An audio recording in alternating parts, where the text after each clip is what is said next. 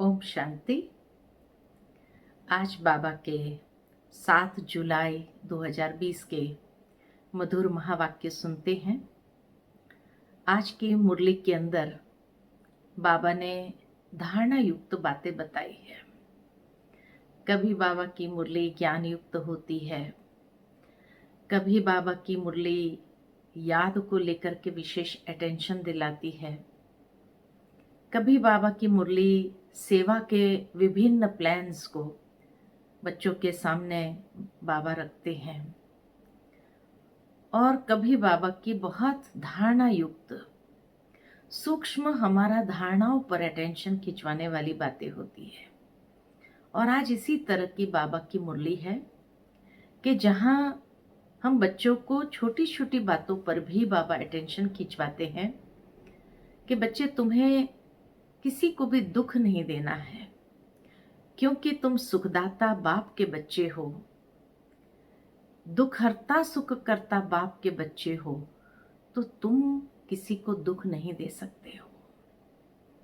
दूसरा विशेष बाबा ने यही हम बच्चों को धारणा की बात बताई कि बच्चे, तुम्हारे अंदर कोई भी प्रकार की हवस नहीं होनी चाहिए। ये खा ले, वे ये कर ले, बाबा कहे नहीं, लालच नहीं होनी चाहिए।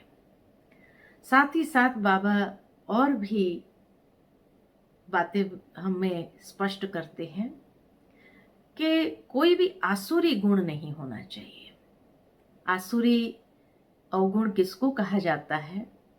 लड़ना, झगड़ना, झूठ बोलना, ये सारे आसुरी गुण हैं। तो बाबा कहे तुम बच्चों में कोई भी ऐसा अवगुण नहीं होना चाहिए कि जिससे बाप का नाम बदनाम हो। भोलेनाथ बाबा के हम बच्चे हैं, तो हमारा हर कर्म बहुत श्रेष्ठ सुखदायी होना चाहिए। सुनते हैं बाबा के मधुर महावाक्य। मीठे बच्चे, पुरुषार्थ कर दैवी गुण अच्छी रीति धारण करने हैं, किसी को भी दुख नहीं देना है। तुम्हारी कोई भी आसुरी एक्टिविटी नहीं होनी चाहिए। प्रश्न है, कौन से आसुरी गुण तुम्हारे श्रृंगार को बिगाड़ देती है? बाबा हम बच्चों का इतना सुंदर श्रृंगार करते हैं ज्ञान रत्नों से, तो बाबा कहे कौन सा आसुरी गुण है जो सारा श्रृंगार ही बिगाड़ देता है? उत्तर है, आपस में लड़ना, झगड़ना, रूठना, सेंटर पर धमचक्कर मचाना, दुख देना, ये आसुरी गुण है जो तुम्हारे श्रृंगार को बिगाड़ देता है। जो बच्चे बाप का बन करके भी इन आसुरी गुणों का त्याग नहीं करते हैं, उल्टे कर्म करते हैं, उन्हें बहुत घाटा पड़ जाता है। हिसाब ही हिसाब है। बाप के साथ धर्मराज भी है। आज की मुरली का गीत है, भोलेनाथ से निराला और कोई नहीं, ऐसी बिगड़ी को बनाने वाला और कोई नहीं। ओम शांति। रूहानी बच्चे यह तो जान चुके हैं कि ऊंच से ऊंच भगवान है। मनुष्य गाते हैं और तुम देखते हो दिव्य दृष्टि से। तुम बुद्धि से भी जानते हो कि हमको वह पढ़ा रहे हैं। आत्मा ही पढ़ती है शरीर से, सब कुछ आत्मा ही करती है शरीर से। शरीर विनाशी है, जिसको आत्मा धारण कर पाठ बजाती है। आत्मा में ही सारे पाठ की नूंद है। 84 जन्म की भी आत्मा में ही नूंद है। पहले पहले तो अपने को आत्मा समझना है। बाप है सर्वशक्तिमान, उनसे तुम बच्चों को शक्ति मिलती है। योग से शक्ति जास्ती मिलती है, जिससे तुम पावन बनते हो। बाप तुमको शक्ति देते हैं विश्व पर राज्य करने की। इतनी महान शक्ति देते हैं। वह साइंस घमंडी आदि इतना सब बनाते हैं विनाश के लिए। उनकी बुद्धि है विनाश के लिए, तुम्हारी बुद्धि है अविनाशी पद पाने के लिए। तुमको बहुत शक्ति मिलती है जिससे तुम विश्व पर राज्य पाते हो। वहां प्रजा का प्रजा पर राज्य नहीं होता है, वहां है ही राजा रानी का राज्य। ऊंचते ऊंच है भगवान, याद भी उनको करते हैं। लक्ष्मी नारायण का सिर्फ मंदिर बनाकर पूजते हैं, फिर भी ऊंचते ऊंच भगवान गाया हुआ है। ऊंचते ऊंच भगवान ही गाया जाता है। अभी तुम समझते हो ये लक्ष्मी नारायण विश्व के मालिक थे। ऊंचते ऊंच विश्व की बादशाही मिलती है किनसे? बेहद के बाप से। तुमको कितना ऊंच पद मिलता है तो बच्चों को कितनी खुशी होनी चाहिए। जिससे कुछ मिलता है उनको याद किया जाता है ना। कन्या का पति से कितना लव रहता है, कितना पति के पिछाड़ी प्राण देती है। पति मरता है तो या हुसैन मचा देती है। यह तो पतियों का पति है, तुमको कितना श्रृंगार कर रहे हैं। यह ऊंचते ऊंच पद प्राप्त कराने के लिए तो तुम बच्चों में कितना नशा होना चाहिए। दैवी गुण भी तुमको यहां धारण करने हैं। बहुतों में अभी तक, बाबा कहे बहुतों में अभी तक आसुरी अवगुण है। लड़ना, झगड़ना, रूठना, सेंटर पर धमचक्कर मचाना। बाबा जानते हैं, बहुत रिपोर्ट्स आती है। काम महाशत्रु है तो क्रोध भी कोई कम शत्रु नहीं है। फलाने के ऊपर प्यार, मेरे ऊपर क्यों नहीं? फलानी बात इनसे पूछी, मेरे से क्यों नहीं पूछी? ऐसे ऐसे बोलने वाले संशयी बुद्धि बहुत है।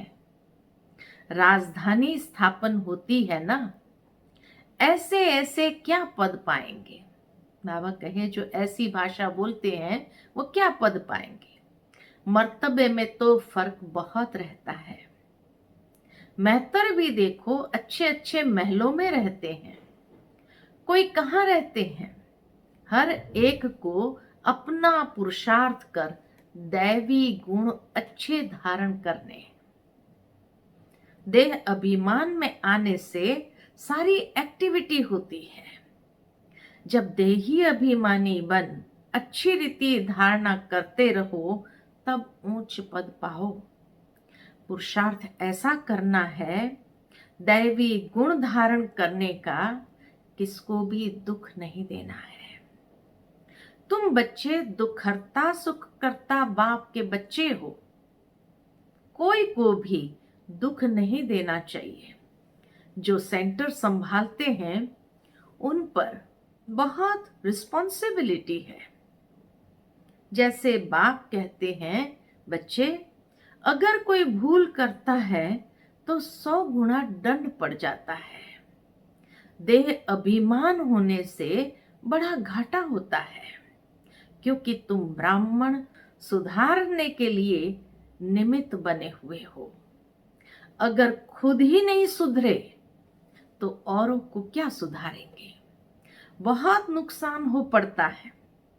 पांडव गवर्नमेंट है ना, ऊंचते ऊंच बाप है, उनके साथ धर्मराज भी है।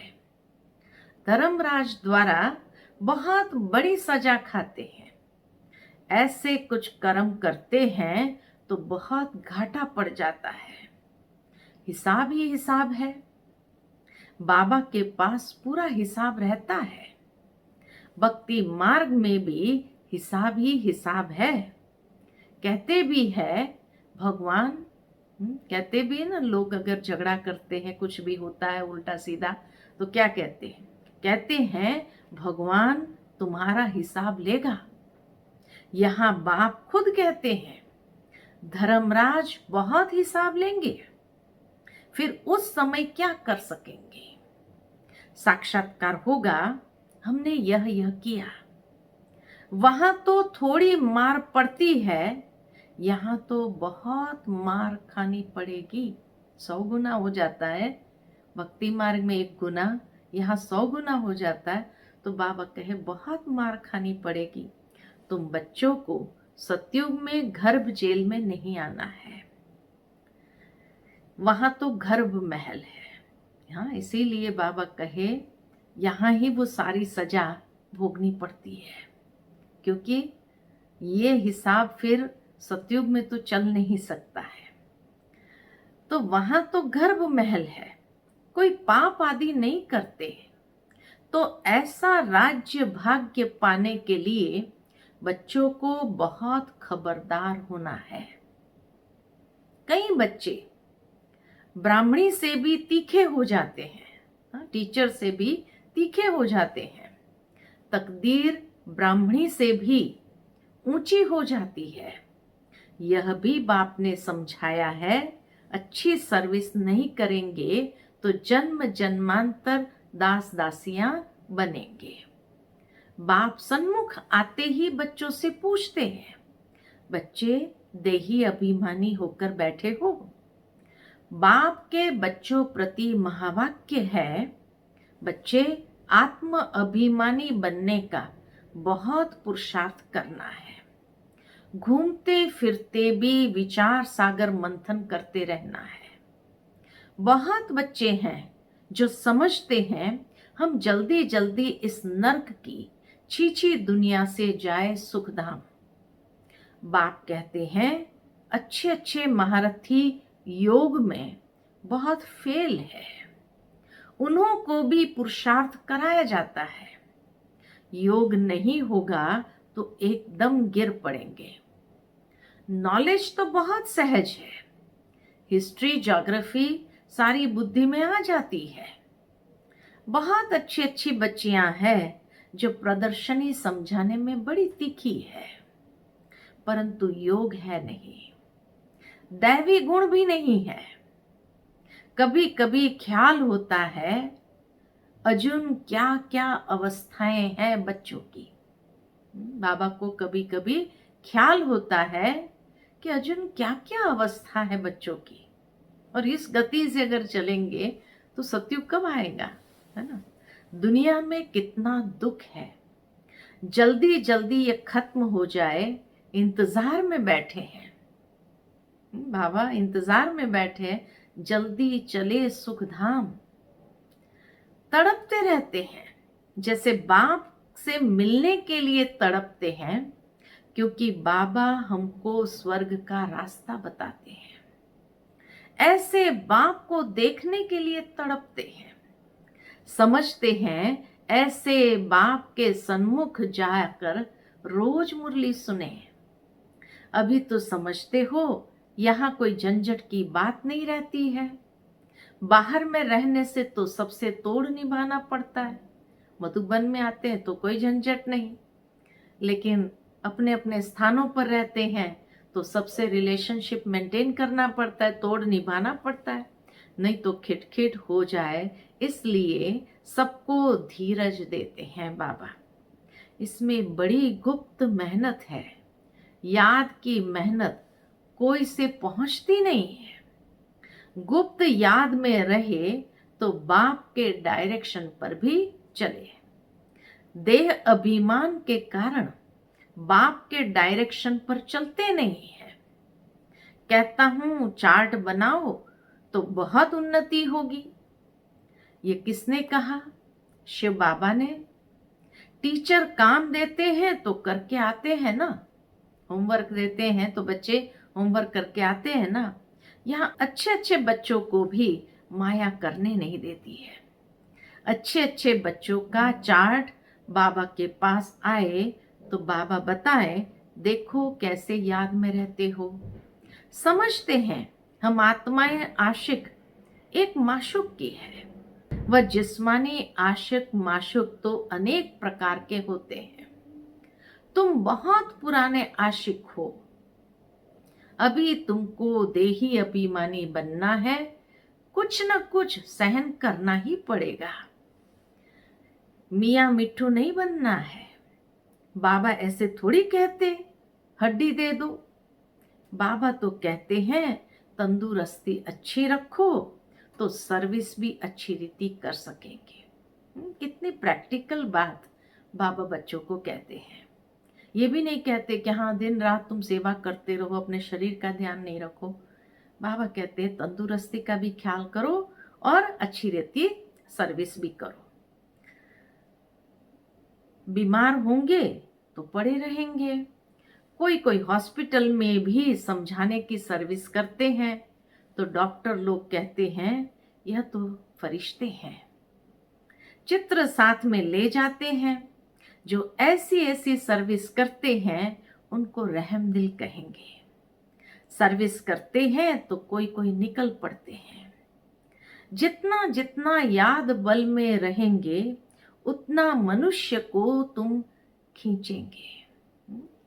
जितना जितना योग युक्त होकर रहेंगे, याद का बल होगा तो अपने आप मनुष्य खींचते जाएंगे।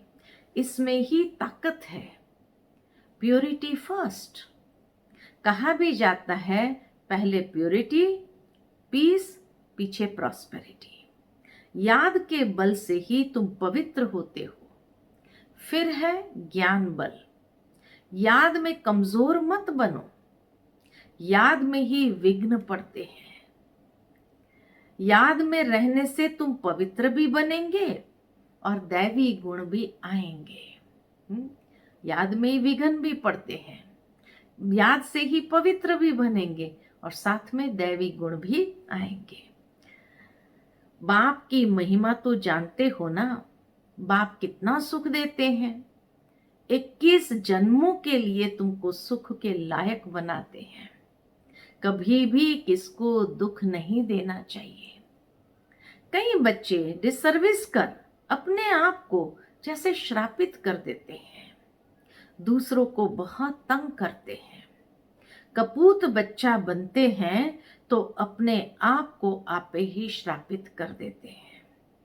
डिसर्विस करने से एकदम पट पड़ जाते हैं। बहुत बच्चे हैं जो विकार में गिर पड़ते हैं या क्रोध में आकर पढ़ाई छोड़ देते हैं। अनेक प्रकार के बच्चे यहाँ बैठे हैं। यहाँ से रिफ्रेश होकर जाते हैं तो भूल का पश्चाताप करते हैं। फिर भी पश्चाताप से कोई माफ नहीं हो सकता। पश्चाताप कर लिया और समझा कि बाबा ने माफ कर दिया और फिर वापस जैसे थे वैसे, तो बाबा के ऐसे माफी नहीं मिलती है। बाप कहते हैं क्षमा अपने ऊपर आप ही करो। याद में रहो बाप किसको क्षमा नहीं करते। खुद ही खुद पर क्षमा करनी है, अर्थात खुद को परिवर्तन करना है। यही खुद के ऊपर क्षमा करनी है। तो बाप किसको क्षमा नहीं करते हैं, यह तो पढ़ाई है। बाप पढ़ाते हैं बच्चों को अपने पर कृपा कर पढ़ना है। अपने पर कृपा करना माना पढ़ाई अच्छी तरह से पढ़ना, मैनर्स अच्छे रखने हैं। बाबा ब्राह्मणी को कहते हैं रजिस्टर ले आओ। एक एक का समाचार सुनकर समझानी दी जाती है तो समझते हैं ब्राह्मणी ने रिपोर्ट दी है और ये जास्ती डिसर्विस करने लग पड़ते हैं। बड़ी मेहनत लगती है। माया बड़ी दुश्मन है। बंदर से मंदिर बनने में बाबा कहे बंदर से मंदिर बनने नहीं देते हैं। ऊंच पद पाने के बदले और ही बिल्कुल नीचे गिर पड़ते हैं। फिर कभी उठ न सके मर पड़ते हैं। बाप बच्चों को बार बार समझाते हैं ये बड़ी ऊंची मंजिल है, विश्व का मालिक बनना है। बड़े आदमी के बच्चे बड़ी रॉयल्टी से चलते हैं। कहाँ बाप की इज्जत न जाए। कितनी अच्छी मैनर्स बाबा सिखाते कि दुनिया में बड़ी रॉयल्टी वाले बच्चे जो होते हैं वो भी कायदे से चलते हैं। यहाँ तो ऊंचे से ऊंचे भगवान के बच्चे हैं। तो कहाँ भी बाप की इज्जत न जाए। कहेंगे तुम्हारा बाप कितना अच्छा है और तुम कितने कपूत हो, तुम अपने बाप की इज्जत गंवा रहे हो। यहाँ तो हर एक अपनी इज्जत गंवाते हैं, भगवान की इज्जत नहीं गंवाते हैं। लेकिन उल्टा सीधा अगर बोला तो वो अपनी इज्जत गंवाते हैं। बहुत सजाएं खानी पड़ती है। बाबा वार्निंग देते हैं, बड़े खबरदार हो चलो, जेल बर्ड्स न बनो। जेल बर्ड्स भी यहाँ होते हैं। सतयुग में तो कोई भी जेल नहीं होता, फिर भी पढ़कर ऊंच पद पाना चाहिए। गफलत नहीं करो, किसको भी दुख मत दो। याद की यात्रा पर रहो, याद ही काम में आएगी। प्रदर्शनी में भी मुख्य बात यही बताओ, बाप की याद से ही पावन बनेंगे। पावन बनने तो सब चाहते हैं, यह है ही पतित दुनिया। सर्व की सदगति करने तो एक बाप ही आते हैं। क्राइस्ट, बुद्ध आदि कोई की सदगति नहीं कर सकते हैं। फिर ब्रह्मा का भी नाम लेते हैं। ब्रह्मा को भी सदगति दाता नहीं कह सकते हैं। जो देवी देवता धर्म का निमित्त है, बल देवी देवता धर्म की स्थापना तो शिव बाबा करते हैं। फिर भी नाम तो है ना, ब्रह्मा विष्णु शंकर, त्रिमूर्ति ब्रह्मा कह देते। बाप कहते हैं यह भी गुरु नहीं है। ब्रह्मा बाबा भी कोई गुरु नहीं है। गुरु तो एक ही है, उनके द्वारा तुम रूहानी गुरु बनते हो।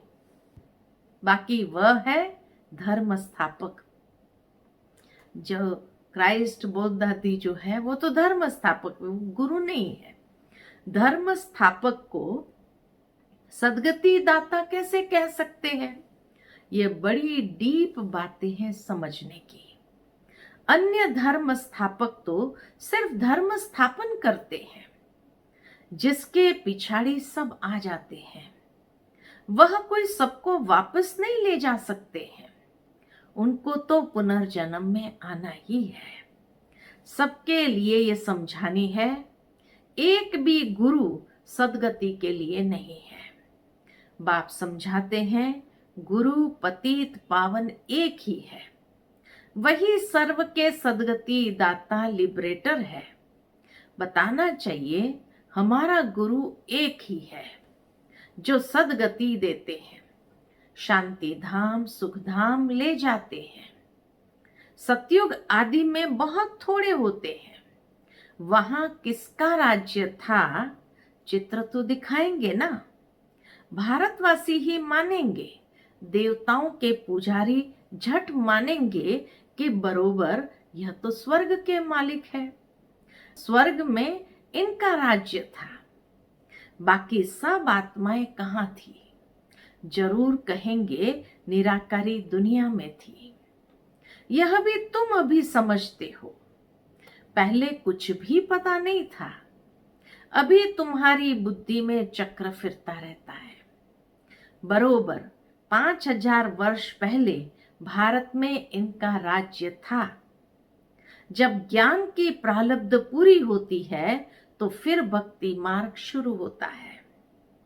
फिर चाहिए पुरानी दुनिया से वैराग्य। बस अभी हम नई दुनिया में जाएंगे। पुरानी दुनिया से दिल उठ जाता है। वहां पति बच्चे आदि सब ऐसे मिलेंगे। बेहद का बाप तो हमको विश्व का मालिक बनाते हैं।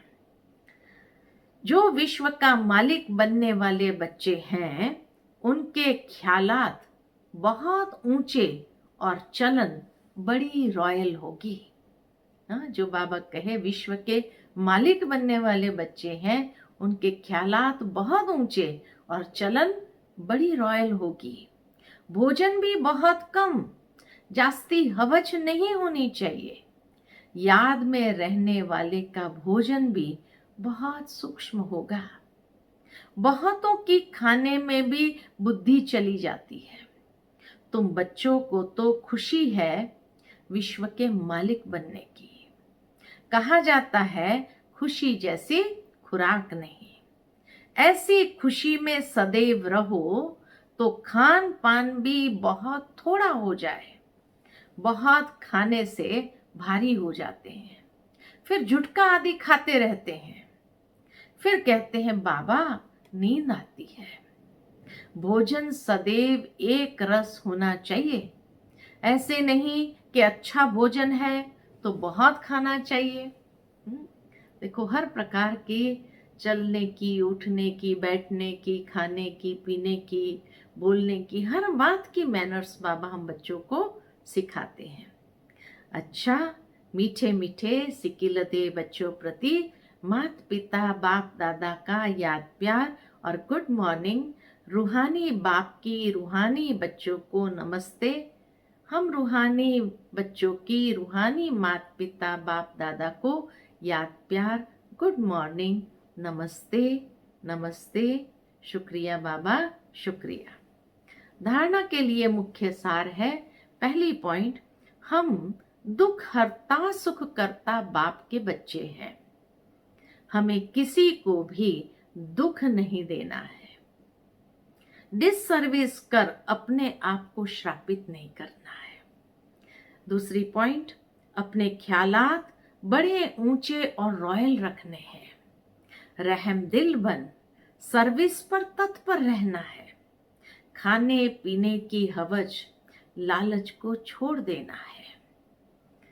आज का मीठा वरदान है, ड्रामा की नॉलेज से अचल स्थिति बनाने वाले प्रकृति व माया जीत भव। ड्रामा की नॉलेज बुद्धि में है तो स्थिति अचल अडोल, और इस तरह से हर प्रकार की प्रकृति और माया जीत बन जाते हैं। तो प्रकृति व माया द्वारा कैसा भी पेपर आए, लेकिन जरा भी हलचल न हो। ये क्या हुआ, ये क्यों हुआ, ये क्वेश्चन भी उठा, जरा भी कोई समस्या वार करने वाली बन गई तो फेल हो जाएंगे। इसलिए कुछ भी हो, लेकिन अंदर से ये आवाज निकले कि वाह मीठा ड्रामा वाह। हाय क्या हुआ, ये संकल्प ही ना आए।